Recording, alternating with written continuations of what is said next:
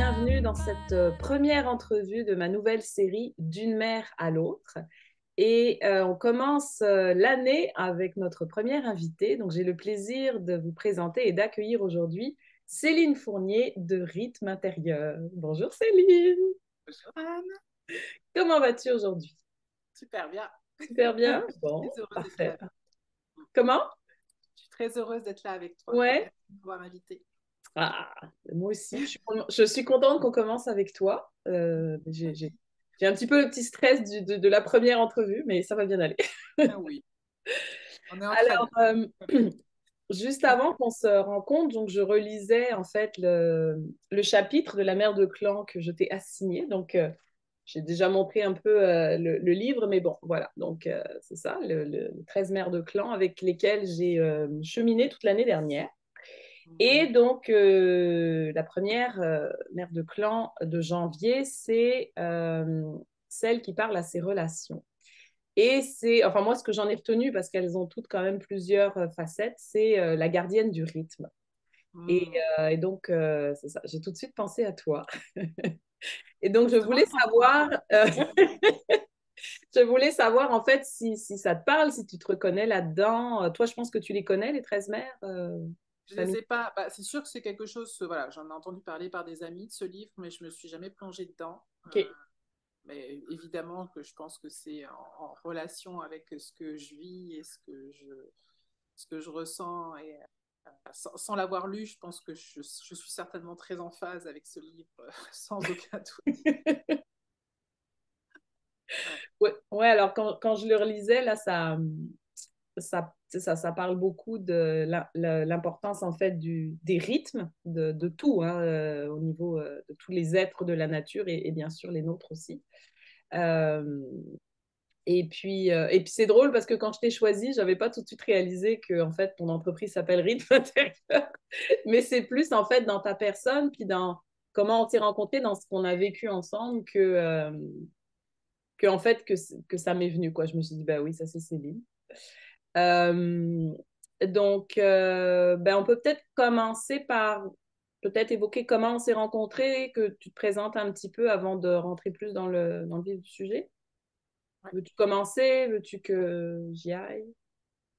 Ben, on peut y aller ensemble, hein. De toute Ok. façon, on a vécu, même si voilà, on a chacune notre expérience de la relation, et on s'est rencontrés à un cercle de femmes, Ouais. hein. Exact.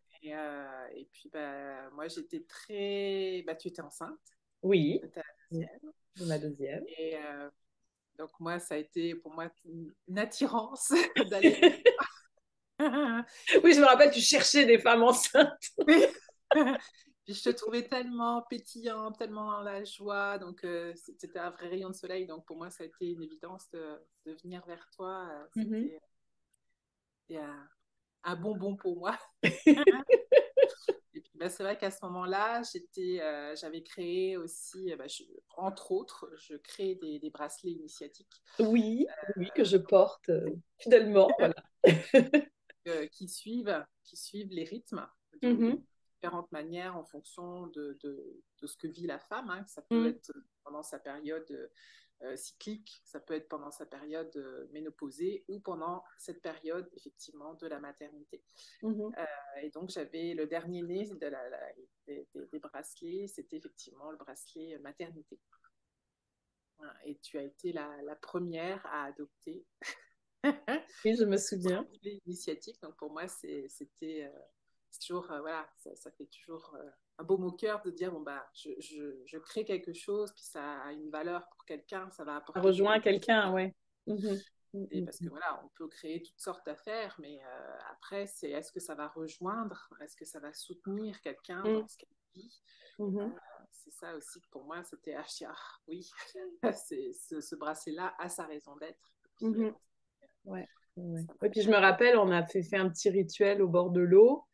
Puis s'est tombé que c'était l'anniversaire de ma mère, en fait. Mm.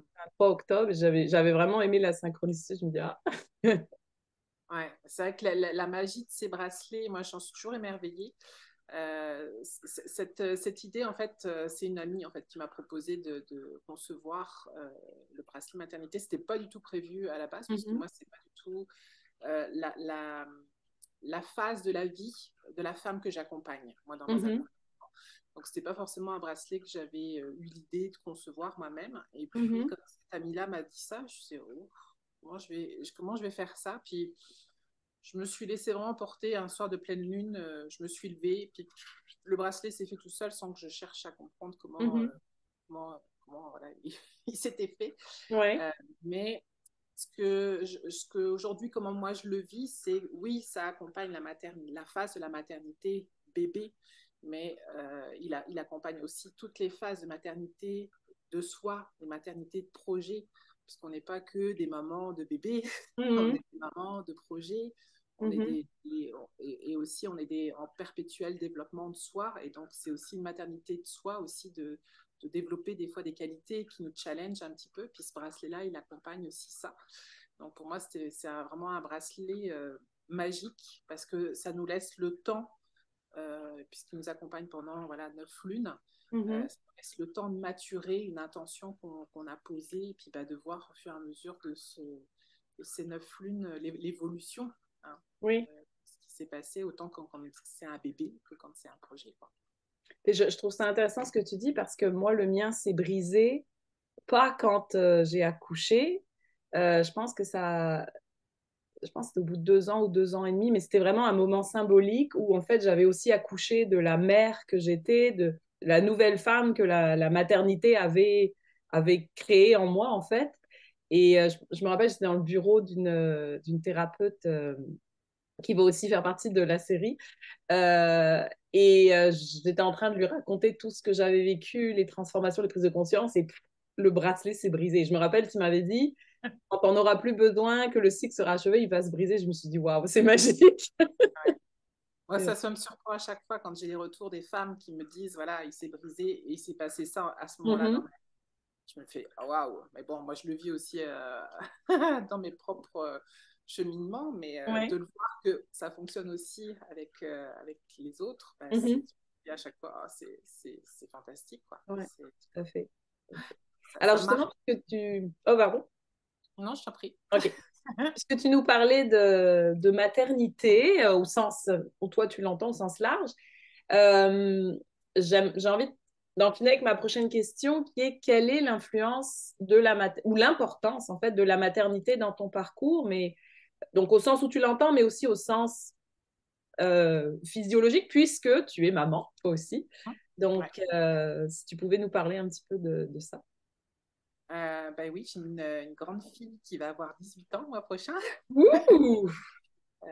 Donc, ben, c'est sûr qu'avant l'arrivée de Valentine, moi, j'étais une entrepreneuse. Hein. J'étais une jeune entrepreneuse à 22 ans. J'avais déjà mon entreprise. Donc, j'étais fonceuse vraiment dans l'entrepreneuriat. Pour moi, c'était vraiment ma vie. Et ce n'était que ça. Ma Mhm. vie tournait vraiment autour de l'entrepreneuriat. Euh, mais en même temps, je dirais que, ce que la maternité m'a apporté, c'est une compréhension, une conscience à quel point je pouvais être déconnectée de mon corps. C'est-à-dire que j'étais dans une phase de ma vie où j'avançais, je fonçais et, et voilà, mon but c'était de faire fonctionner mon entreprise, mais Mhm. euh, j'avançais vite et puis bah, j'étais en train de me perdre en fait Mhm. dans ce rythme effréné hein, qu'on connaît beaucoup. Ouais. Et en ayant un être à l'intérieur de soi, bah, je me suis rendu compte à quel point j'étais complètement déconnectée de mon corps. En fait. J'occultais les messages de mon corps que je voilà. Alors que là, bah, elle essayait, elle, de communiquer avec moi. Il y avait un petit être à l'intérieur qui disait hey, je suis là. Et puis, bah, c'est là que ça a commencé à se dire hey, il y a quelque chose qui se passe à l'intérieur de toi. Et puis là, tu es à côté de la traque, quoi. Mhm. Donc, ça a été déjà la première prise de conscience pendant la grossesse, même si je Mhm. l'ai continué plus ou moins à avancer rapidement parce que voilà, j'avais des charges, j'avais des choses à faire pour pouvoir payer ce que j'avais à payer. Donc, Ouais, ouais.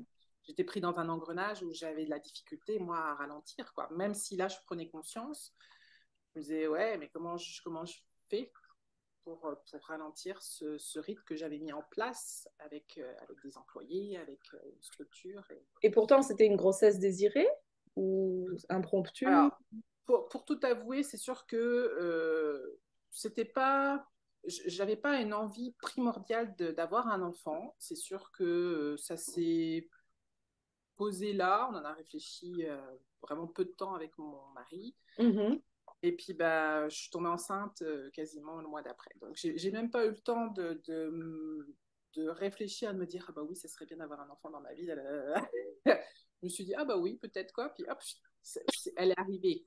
et- C'est sûr que j'avais beaucoup de peur de me dire, oh là là, comment je vais gérer mon entreprise avec un enfant. Ça, c'est sûr que c'est les peurs qui me freinaient à devenir mère, sachant que mon mari était aussi entrepreneur et que je savais que ça allait être moi qui allais devoir ralentir, mhm, voilà, pour m'occuper plus de ma fille. Donc ça, c'était sûr que c'était désiré et pas désiré en même temps. mhm, Désiré, mais en même temps avec beaucoup de peur de me dire, ah, il va falloir que j'abandonne mon entreprise d'une certaine manière pour me mhm, mettre au service de mon enfant.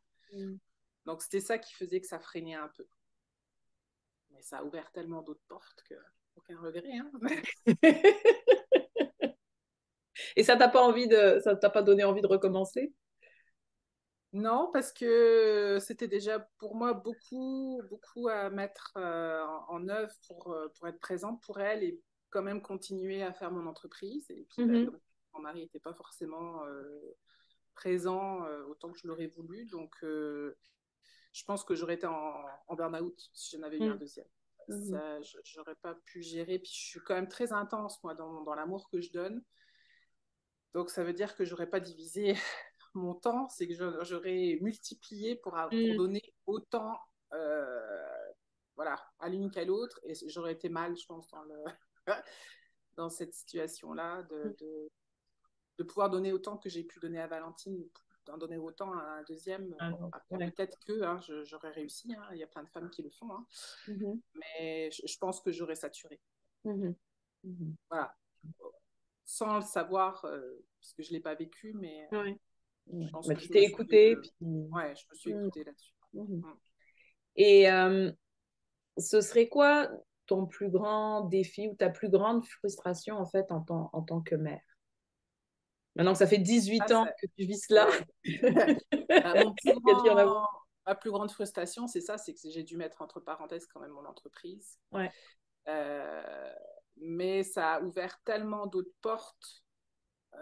Pour moi, il y a quatre grands archétypes, hein, on le verra certainement plus tard, mais Mm. moi, il y a quatre grands archétypes et moi, je ne développais que cette femme entrepreneuse qui est dans son côté yang et qui fonce, quoi. Mais les trois autres étaient Mhm. complètement étouffés.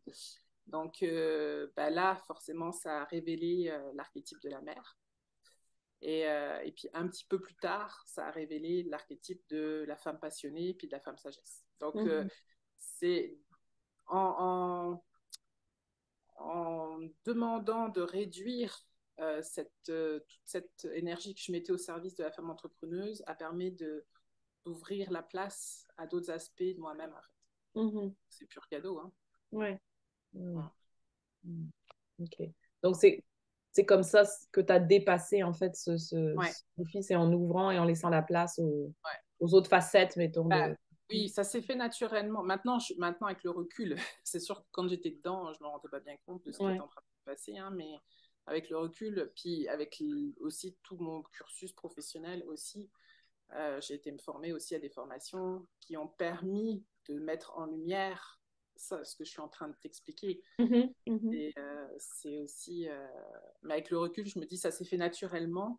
J'en Ouais. avais pas forcément conscience, mais ça Ouais, s'est fait ouais. naturellement en fait. Et ça me fait penser, je sais que dans les mamans qui me suivent et puis dans les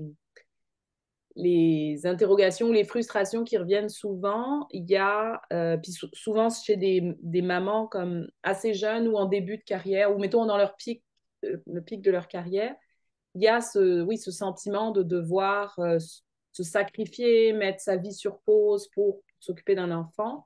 Et beaucoup trouvent ça difficile.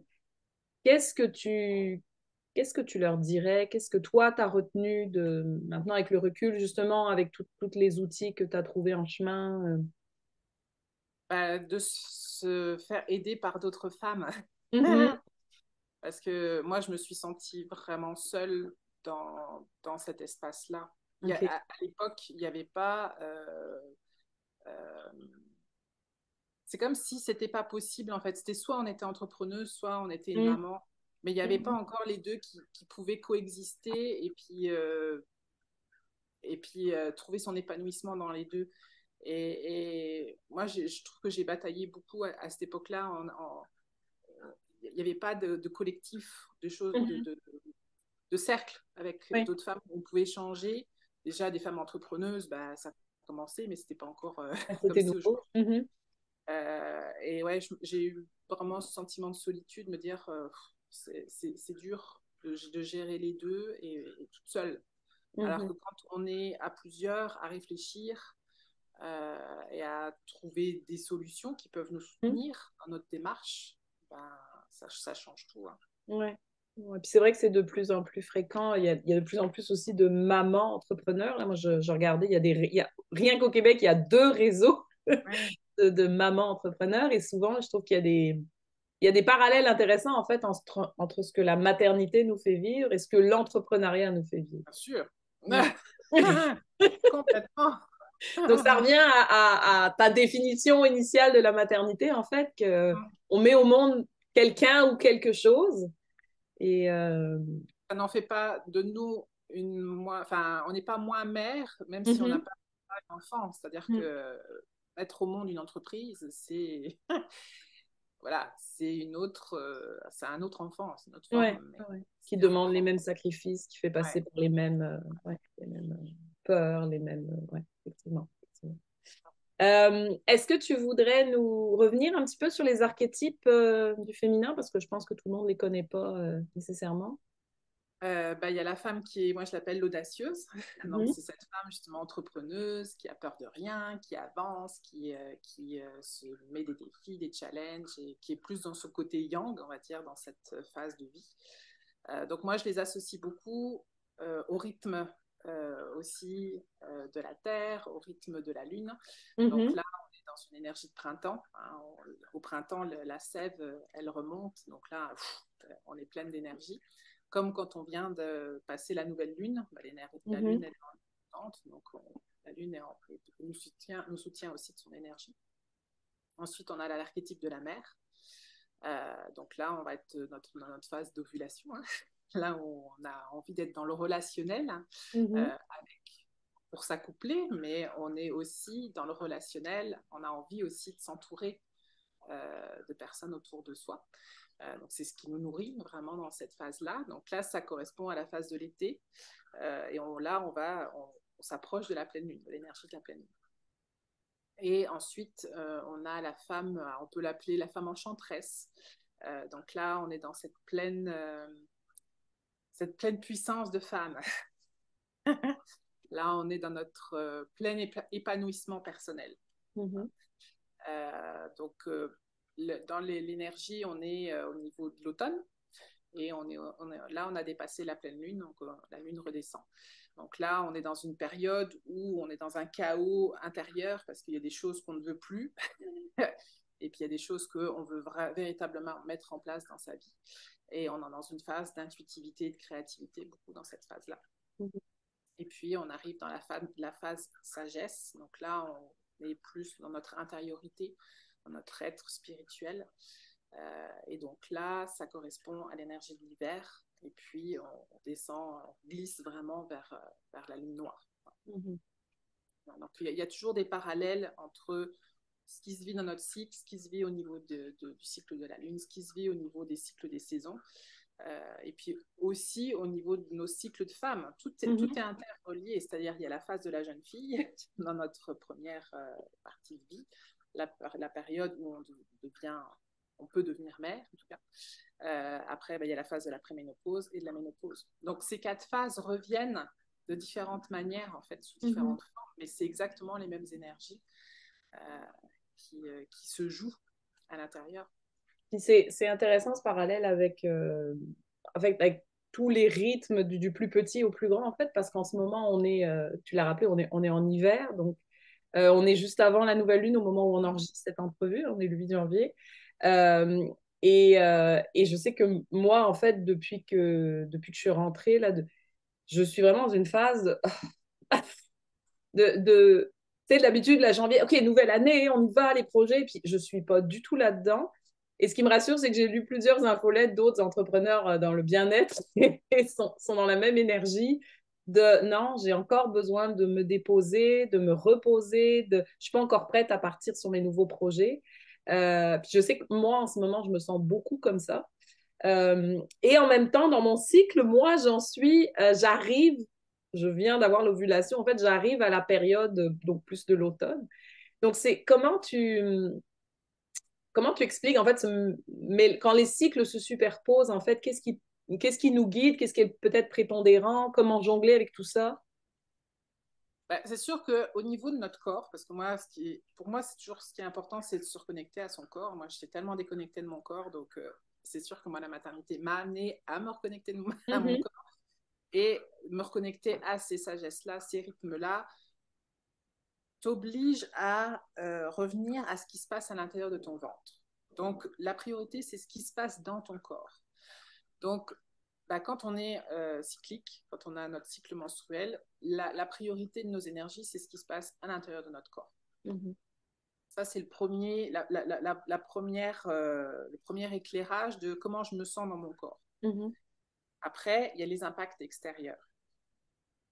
Donc, effectivement, si toi, tu peux être dans une énergie, par exemple, où tu es dans ta phase préovulatoire, donc tu vas être dans une énergie montante, mais si la Lune, elle est à la fin de son cycle, donc moi j'appelle ça l'hiver lunaire, mhm, et puis qu'on est aussi en hiver de la Lune, bah, les énergies vont te faire descendre un peu plus. mhm. Donc, tu auras une moins grande montée que si tu es en phase préovulatoire, que tu es au printemps et que tu es en période de nouvelle lune. Là, l'extérieur va venir te À te soutenir. pousser, ouais. Mhm. Parce que des fois, on se dit, bon, bah, c'est bizarre, je me sens fatiguée alors que je suis dans ma phase pré-ovulatoire, je devrais avoir de l'énergie, mais il y a quand même les impacts Mhm. des énergies extérieures. Mhm. Donc, c'est vraiment à apprendre de, OK, il se passe ça à l'intérieur de moi, mais qu'est-ce qui se passe aussi à l'extérieur qui peuvent faire que ça fluctue un petit peu mon énergie. Ouais, ouais, ouais, c'est ça. C'est toujours se ramener à. Moi, je pars du principe qu'on est l'unité, hein, on Mhm. est incarné dans des corps, donc on est dans une illusion de séparation, de division, mais c'est une illusion.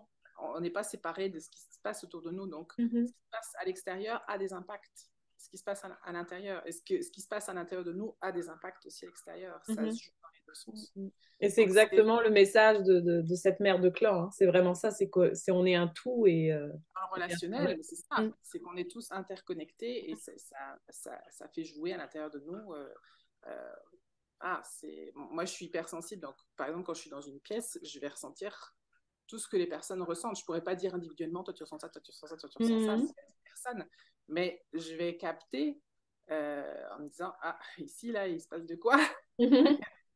Et je vais avoir de la difficulté à des fois redéfinir de est-ce que c'est moi qui ressens ça ou est-ce que c'est vraiment il se passe de quoi dans la salle. Donc des fois moi je m'extrais pour savoir me définir entre ce que moi je ressens et ce qui est à l'extérieur de moi.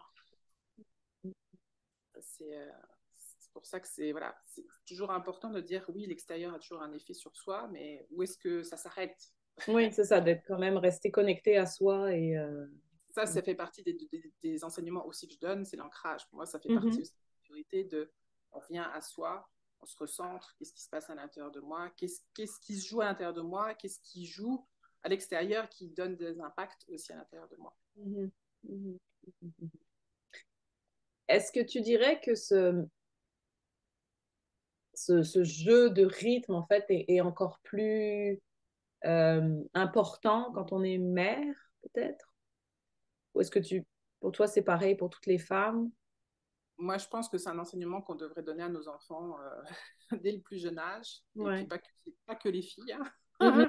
Parce que les garçons aussi, c'est pas parce qu'ils n'ont pas le cycle menstruel tel que Ouais. nous on l'a, qu'eux, ils n'ont pas des cycles aussi. Mhm. Euh, donc ça devrait faire partie. de l'enseignement de base. Ouais. Et ça amène un respect de soi, ça amène un respect de l'autre, ça amène un respect de la Mhm. nature. C'est, enfin, pour moi, c'est la base de la base, quoi. Ça commence vraiment par soi, parce que tu vois, ce matin, quand je méditais, euh, je réfléchissais à tout ce que j'ai à faire aujourd'hui. Mais quand je me connectais à mon cœur, c'est comme, non, j'ai pas envie d'y aller à fond. Puis non, j'avais le goût vraiment de me poser. J'avais pas eu le temps de nettoyer mon hôtel avant de partir. J'avais ramené toutes mes pierres de France. Je voulais les installer. C'était pas essentiel à notre entrevue, hein, mais j'avais besoin, en fait, de faire ça. Puis je me suis dit, ben, on est dans le rythme avec Céline, avec la première mère de clan. On va s'écouter. Et en fait, ben, je suis vraiment heureuse de l'avoir fait parce que ça m'a fait du bien. Et j'ai quand même réussi à faire ce que j'avais prévu parce que je me sentais alignée, je me sentais nourrie en fait. Et je sais qu'une des leçons, puis on l'a vécu ensemble, une des leçons de 2023, moi, ça a été de reconnaître, accepter et respecter mon rythme. Hein, je me rappelle d'une séance avec toi où tu m'as dit, wow, ça va trop vite pour toi. Et en fait, mais je l'ai conscientisé, mais de l'incarner, puis de se dire, ben, c'est pas parce que à l'extérieur ça va vite, c'est pas parce que on est à la rentrée que tu as plein de projets que tu dois tout de suite attaquer si toi tu te sens pas dans cette énergie-là en ce moment. Mais je pense qu'il y a souvent la peur de oui, mais après j'aurai pas le temps, oui, mais les autres sont là, moi si je fais pas pareil. Et je trouve que c'est tout un apprentissage de s'honorer puis de se dire ben moi je vais pas à la même vitesse, c'est pas grave. C'est C'est là la différence entre ce que la société impose et qu'est-ce qui est juste pour soi. mm, Parce qu'on est dans une énergie. Oui, l'énergie. Euh, en ce moment, l'hiver, la lumière remonte. Donc, à partir du moment où la lumière remonte, c'est comme si on se dit ah, la vie revient. mm, Donc, ça y est, on profite de ça. Mais non, c'est pas le temps.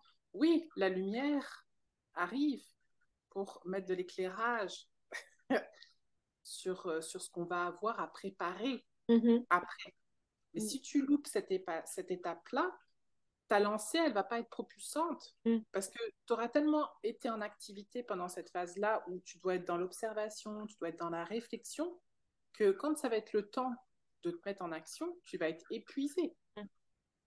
mm, C'est comme si on demandait à la nature d'avoir la sève tout le temps mm. à l'intérieur. Ça marche pas. Il faut qu'elle puisse redescendre pour donner des bourgeons. Alors après, il y a des arbres qui restent voilà, vivants, on va dire extérieurement toute l'année, même si c'est pas pour autant que les autres sont pas vivants. On a cette sensation qu'ils sont morts, mais Mm. c'est une petite mort pour pouvoir Mieux renaître. Donc c'est Ouais, soit puis effectivement on reste dans une stabilité toujours comme ça, ou alors on s'autorise à redescendre le rythme pour pouvoir remonter. mm. Et puis quand on observe les arbres, justement, on se rend compte qu'ils vont pas tous au même rythme non plus. Là, il y en a qui ont déjà leurs bourgeons, puis il y en a d'autres, ça leur prend 2 mois de plus. Puis on oublie souvent ça, hein. On a l'impression qu'au printemps, tout sort en même temps. Mais non, les jardiniers vont te dire, bah non, il y a d'abord telle plante, après telle autre, parce qu'il y en a qui ont besoin de plus de Pas temps. tout en même temps.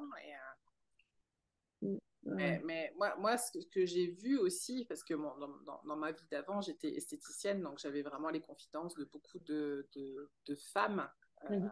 notamment à la préménopause, et où je les voyais déprimées parce qu'elles étaient plus des femmes, quoi. Mhm. Elles allaient plus servir à rien. Et là, je me suis dit, donc moi j'avais la vingtaine, hein, je me suis dit, non, mais moi ça m'attire pas vraiment d'aller vers ça, quoi. Mm.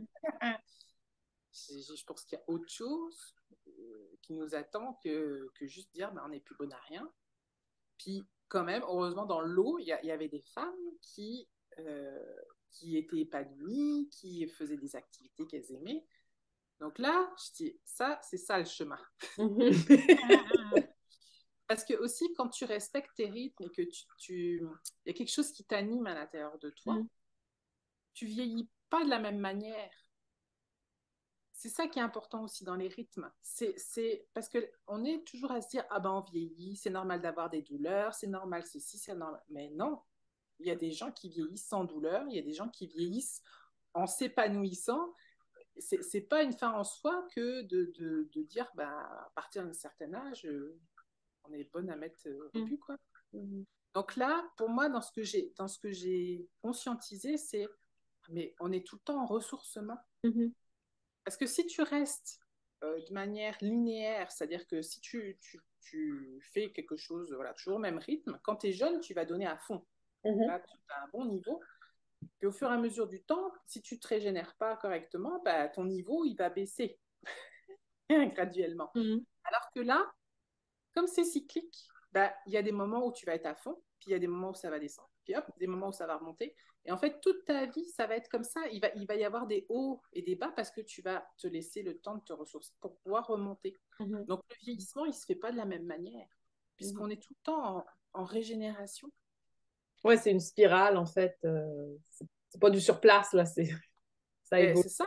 Mhm. Ouais, C'est ouais. ça, puis c'est de se dire, bah, c'est pas tous les jours, tous les matins la même chose. Moi, je me dire, bah, tous les matins, je vis la même chose. Je me lève, je prends ma douche, je vais travailler, puis le soir, je m'occupe de ma fille, puis je mange, et puis je vais me coucher, puis le matin. Bah, moi, ça me plaisait pas trop, hein, ce rythme-là. Mhm. Alors que là, pour moi, c'est, ah ok, donc là, mon cycle est comme ça, la lune, c'est comme ça, la saison est comme ça, tous les jours, ça change, en fait. Ouais. Donc, c'est comment je m'adapte, comment je joue avec ces rythmes-là, Mhm. qui fait que qu'est-ce que j'ai besoin aujourd'hui. Ça nous ressent de qu'est-ce que j'ai envie de faire aujourd'hui, même s'il y a des choses, voilà, on est plus ou moins, il y a des choses basiques qu'il va falloir qu'on fasse, mais Mhm. qu'est-ce qu'on fait du reste du temps. Oui, puis moi, je trouve un peu comme toi, en fait, que moi, la grossesse d'abord et la maternité ensuite m'ont fait prendre conscience, en fait, de ça. Puis je me rappellerai d'un truc que j'avais publié une fois sur Facebook. J'avais mis la grossesse et l'éloge de la lenteur parce que j'étais sur le point d'accoucher. Puis là, je voulais sortir, mais ça m'a pris une éternité pour faire 300 mètres. Je dis, ouais, ben, mais tu sais, quand tu es enceinte, tu acceptes ça et la société accepte aussi que tu ralentisses, que tu t'écoutes. Mais on dirait qu'une fois que le bébé est sorti, même si tu es, toujours mère, ben non, c'est bon, tu t'écoutes plus, faut tout de suite que tu reprennes le rythme.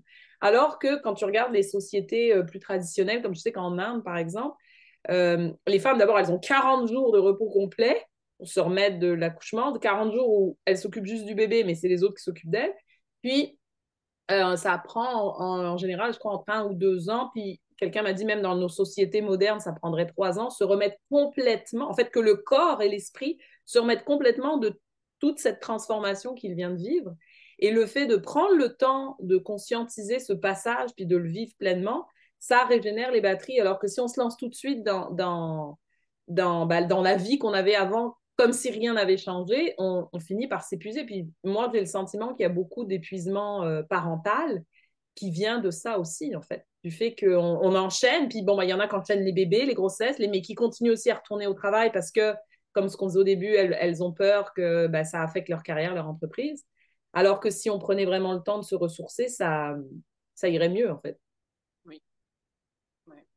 C'est vraiment une autre façon ben, on doit reconstruire. Enfin, là, nos mères ont été dans le côté activité, voilà, professionnelle. Donc là, je pense que nous, on veut remettre du sens dans le Mm côté mère, mais on ne veut pas s'oublier en tant que femme non plus. -hmm. Donc, je pense qu'on est en train de créer quelque chose ben, je sais pas si c'est nouveau, mais en tout cas de Oui, ramener on un lien. cherche une autre voie, en fait, un peu pour équilibrer les 4 archétypes dont tu parlais au début. Ouais. Ouais. Et alors, malgré tous ces progrès, je dirais, est-ce que tu dirais, bah, tu sais que mon projet s'appelle Maman sans tabou, donc est-ce que tu dirais il reste encore de nos jours des tabous dans la maternité? Peut-être qu'il y en a un en particulier, toi, qui t'interpelle? Il y en a deux. Ah, ok. Alors pour moi, il y a vraiment de gros efforts à faire sur les violences obstétricales, Mhm. violences gynécologiques. Ok. Ça, c'est pour moi des tabous à lever pour que la femme reprenne le pouvoir sur son corps, Mhm. de ce qui se passe à chaque rendez-vous gynécologique, à l'accouchement. Euh, et puis, bah c'est ça, ça se rejoint aussi, c'est dans l'infantilisation. C'est-à-dire que c'est comme on est dans un espace de vulnérabilité, euh, ben, on nous infantilise en fait. Mhm. Et alors qu'on est dans notre pleine puissance dans cette période-là, si on était accompagné correctement euh, à, nous, à nous donner confiance, que oui, c'est tout ce qui a été mis en place par le milieu médical, merci, parce qu'aujourd'hui, il y a moins de femmes qui meurent en couche, mais on a basculé de l'autre bord, quoi. Mhm. Est-ce qu'on peut créer un monde où les deux cohabitent dans la conscience de ce que la personne vit?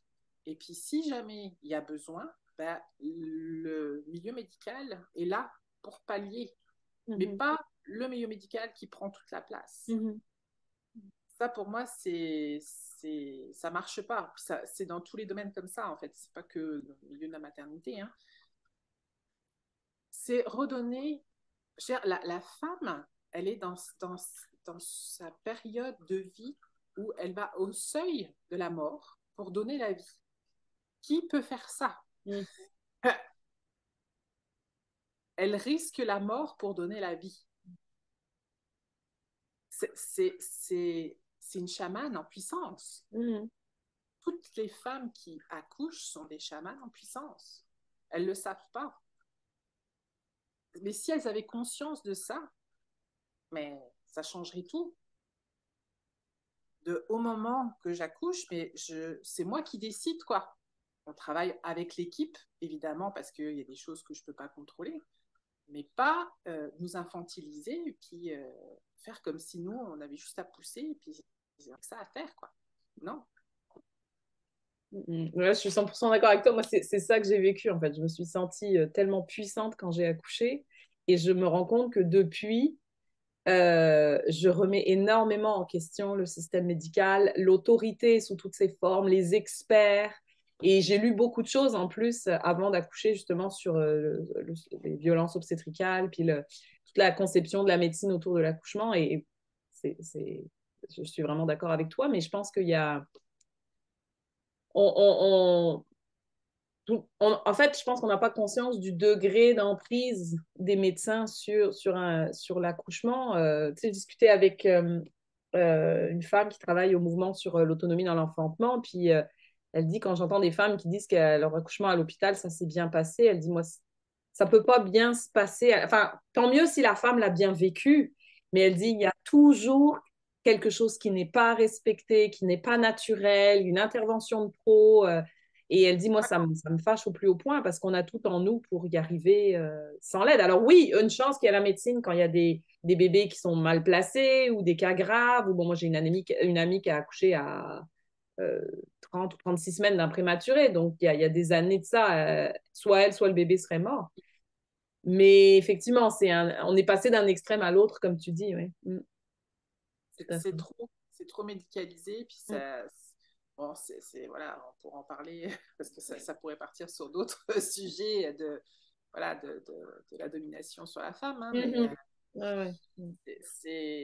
je pense que quand la femme va prendre, toutes les femmes vont prendre conscience, puis elles vont le retransmettre à leurs filles. Mhm. Parce que c'est ça aussi, reprendre le pouvoir, c'est qu'une Mhm. fois que cette génération-là va dire stop, vous pouvez plus faire ce que vous voulez avec mon corps.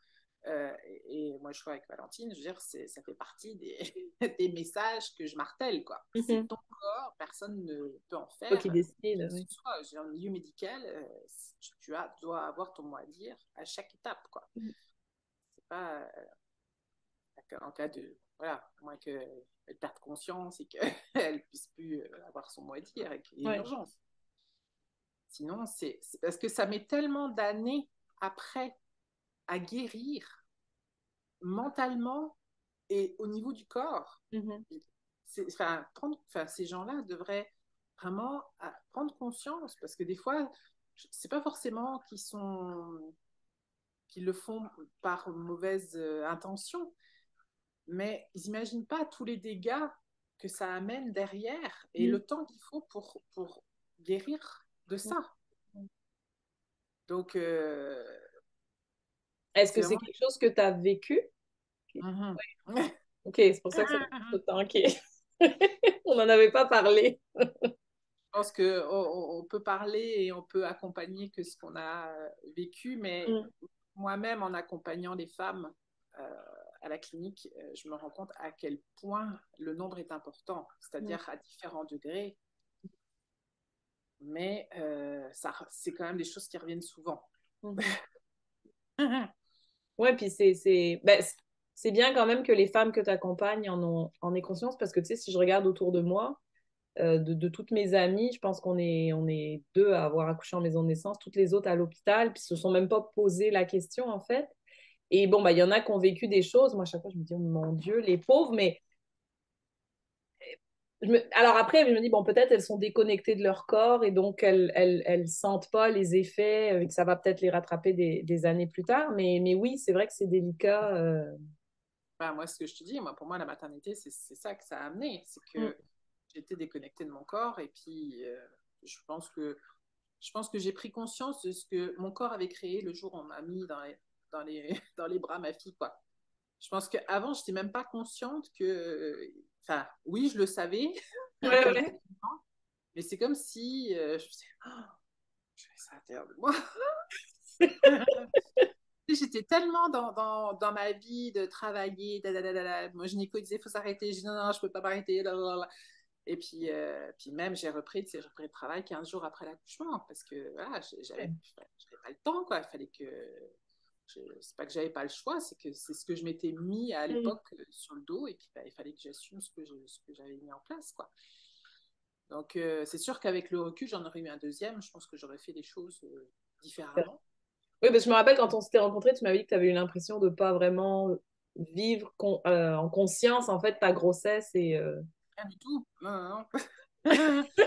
Non, non, non, je continuais ma vie comme avant, en fait. Hein. Oui, c'est sûr que il y avait des choses que j'avançais un peu plus au ralenti, mais il fallait que j'avance, quoi.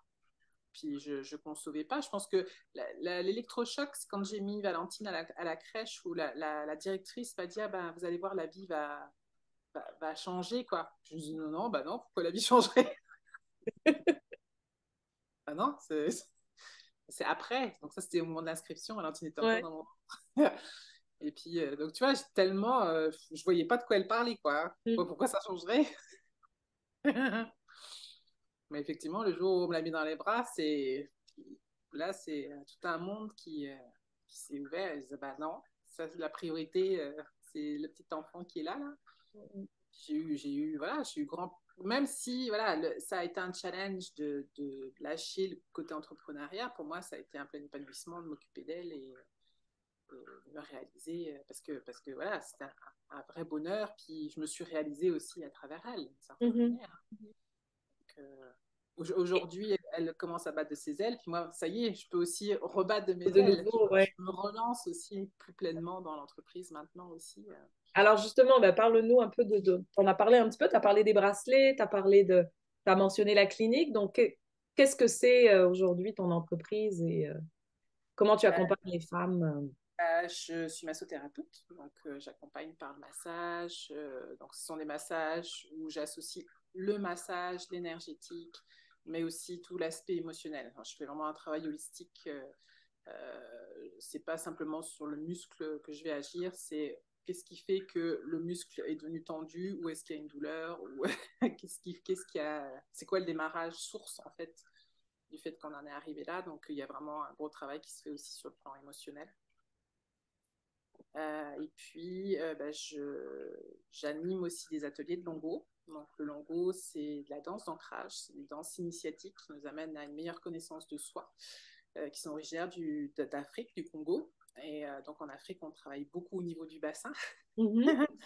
Donc, on est vraiment à aller délier le bassin. Donc, que ce soit mes massages ou le longo, pour moi, la priorité, c'est vraiment redonner de la vie à cette partie-là du corps, parce que pour moi, tout part de là. C'est-à-dire que si le bassin est bloqué, l'énergie peut pas circuler partout dans le corps et amener voilà, une bonne circulation et un plein épanouissement de soi. Mhm. Donc, vraiment, mon focus, c'est vraiment travailler beaucoup au niveau du bassin.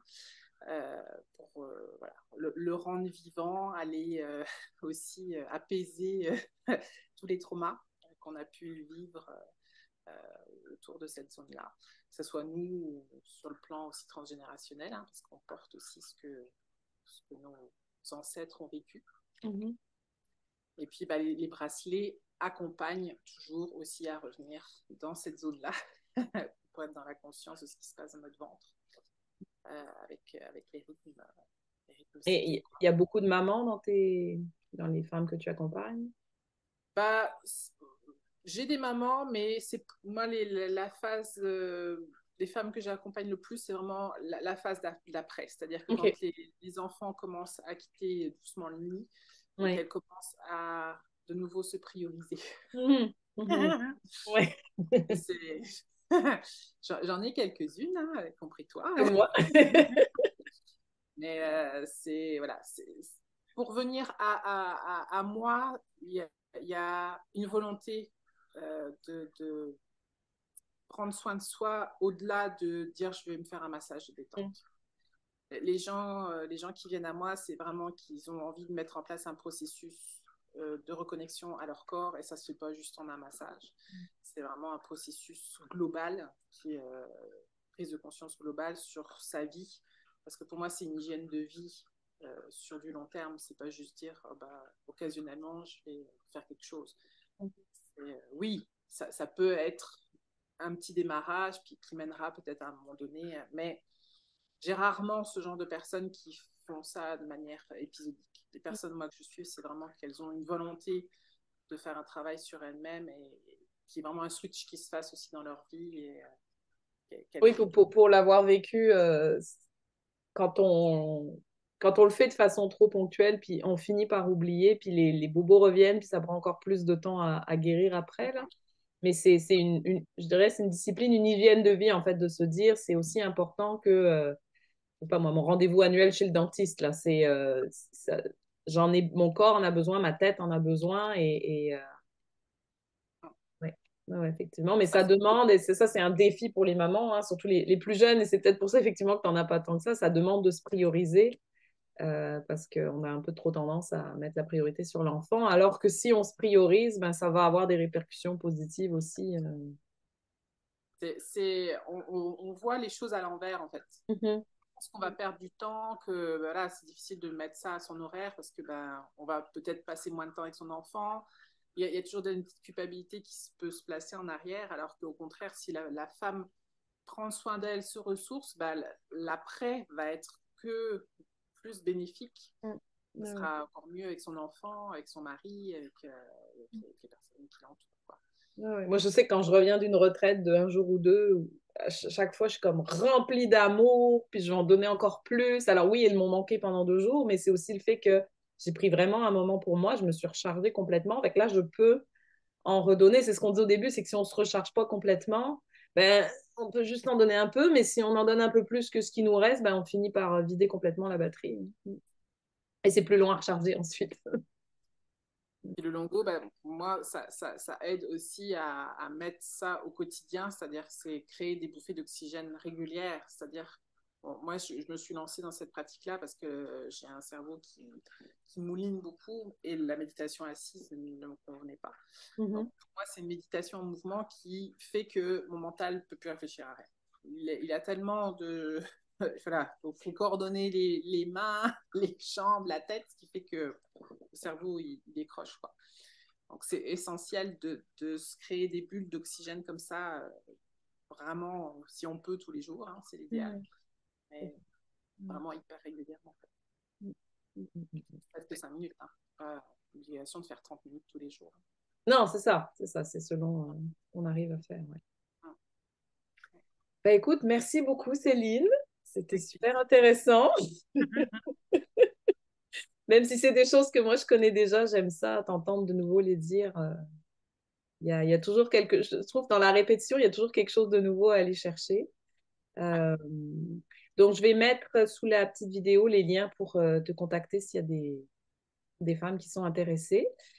Est-ce que tu voudrais ajouter un petit mot de la fin avant que j'arrête l'enregistrement? Le mot de la fin, pour moi, c'est faites-vous confiance. quoi qu'il arrive, faites confiance au message de votre corps et, et priorisez. C'est Oui, vraiment le plus beau cadeau que vous pouvez faire au monde, c'est vous prioriser. tout à fait. Ben, merci beaucoup. Et puis, ben, je vous donne tous toutes rendez-vous dans un mois pour la prochaine entrevue avec la deuxième mère de clan. Et puis, en attendant, si vous avez des questions, des commentaires, n'hésitez pas à le mettre sous la vidéo, à m'écrire ou à écrire à Céline, dont je vais mettre toutes les coordonnées au bas de la vidéo. Merci, bye bye.